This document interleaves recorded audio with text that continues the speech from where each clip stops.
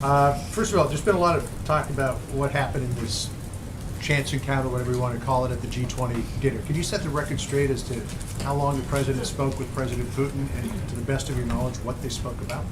I think that once again, the Russia fever has caught up with the media, and everybody ran out and tried to create a story that simply didn't exist. There was an official dinner. It was made very public by the release of the president's schedule, as well as the official schedule of the G20. That the president would be at the dinner, that he would participate, that the first lady would be at the dinner and participate. This was something hosted by Chancellor Merkel. The seating arrangements were determined by the host, and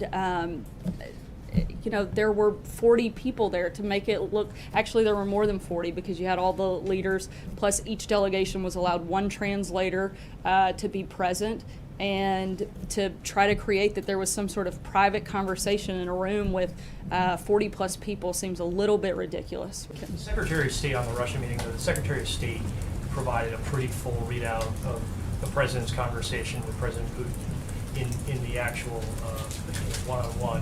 Why not provide some sort of inkling of what was said in that conversation at the dinner? And secondly, why did it take so long for the administration to talk about this conversation? First of all, the first account given by Secretary Tillerson was a formal bilat, which is very different than a social working dinner with all of the leaders. He was seated next to the first ladies of Japan and Argentina, and we didn't offer readouts of either of those conversations. As a set precedent, President Obama had a pull-aside in 2011 at the G20 where there also was not a readout. In fact, ABC said at the time that it wasn't necessary because it was a private conversation of a social gathering. There's a very different standard that you guys like to draw between this White House and previous administrations, and you try to create a situation that frankly just wasn't there. In terms of how long, this was a publicly disclosed event. The president participated in an official dinner of the G20 that was part of his schedule that was released publicly. You guys came and took pictures of it. It wasn't like this was some sort of hidden dinner. The pictures have been replayed over and over. It was part of the official G20 schedule. So to act as if this was some secret is just absolutely absurd. There's a great deal of public interest in any exchanges between these two leaders. Why did it take so long? Why did it take so long for what? I'm lost on your question here. I'm not trying to be dismissive, but it seems silly that we would disclose a dinner that we had already announced he was participating in. I'm not sure what other announcement should have been made. You guys have pictures of the event taking place, and it was on both the president's schedule as well as the G20 schedule.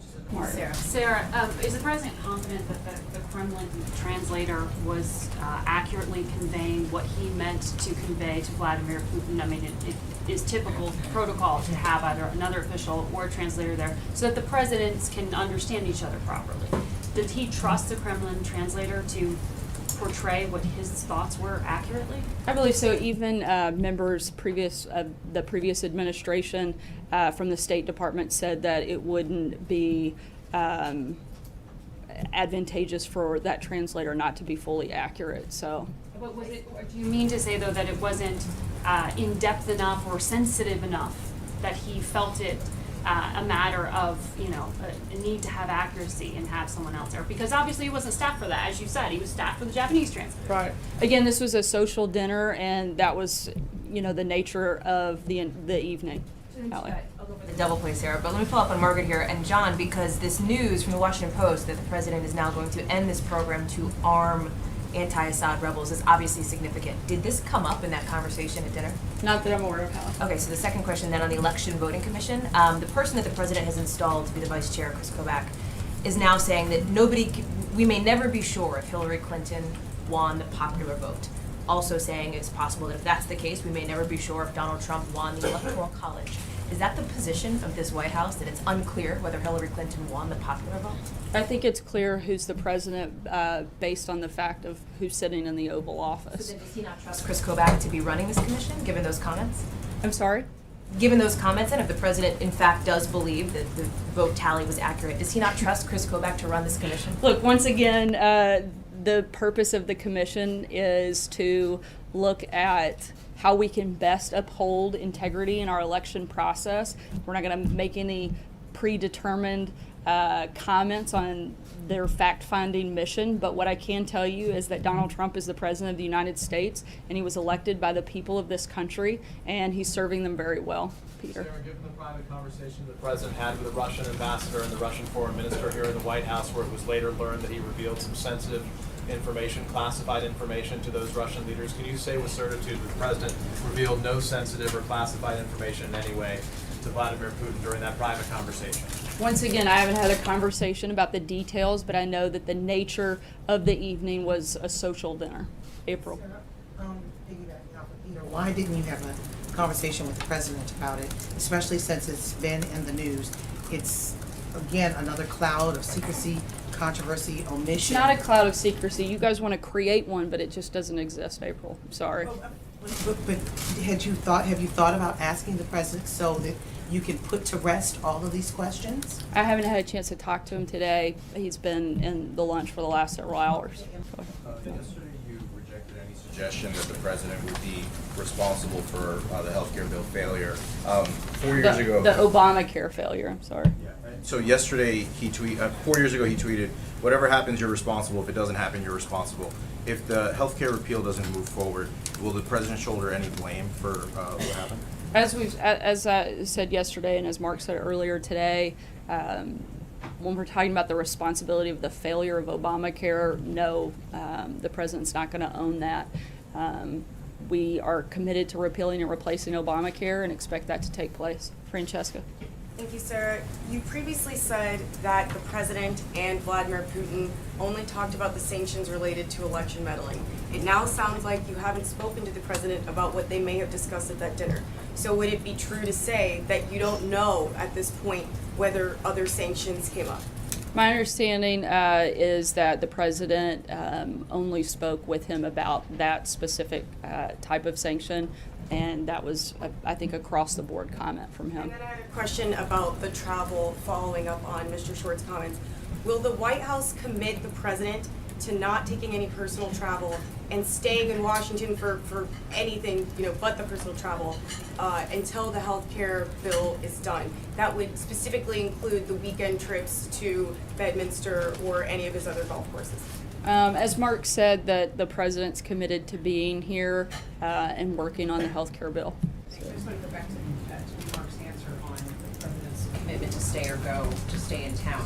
What he said was the president will be traveling, but I imagine the members will be traveling too. So why is it not fair to ask that the president stay in town if he's asked the senators to do the same? I think Mark was referring to the weekend, but not specifically taking recess. I think that is the expectation, is that they don't take a full August recess until the health care bill is complete. So we can expect to see the president go to Bedminster perhaps during this time?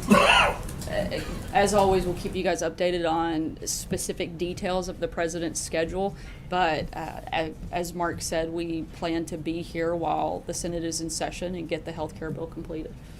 Two questions. Just to clarify on the conversation between President Trump and President Putin at the dinner. So you're saying it was very brief. Is that less than an hour, less than a half hour? Do you have any time frame for how long that talk was? We weren't following them around with a stopwatch, but like I said, it was a brief conversation and certainly not an hour. And just Sorry, and two another questions. second question on a different topic. So the U.S. and China were having economic talks today about trade, and there were two press conferences planned for both sides. Both of those press conferences have been canceled. Should we take that as maybe that there are some issues with these economic talks going on, with the trade talks going on with China? I would refer you to the Department of Treasury to talk about the details of those plans and whatever schedules that they may have changed. I can't speak about their schedule. Abby? Just a quick question. I think this was sort of brought up with Mark when he was just here, but did anyone at the White House ask Corey Lewandowski and David Bossie to go to the Hill on the president's behalf to lobby lawmakers on the health care bill? I'm not sure of any asks that took place. Are you guys aware that they are there doing this? I read a report saying that they were there, but beyond that, I don't have any knowledge of a specific ask made of them. But is it possible that they were asked to do that by someone in this industry? I mean, I think these are both two people that strongly support the president, support his agenda, and that's certainly, I think, very public, given that they have been supportive of the president throughout the campaign and even in the administration. And I don't find it surprising that they would advocate for the agenda of the White House at any opportunity they get.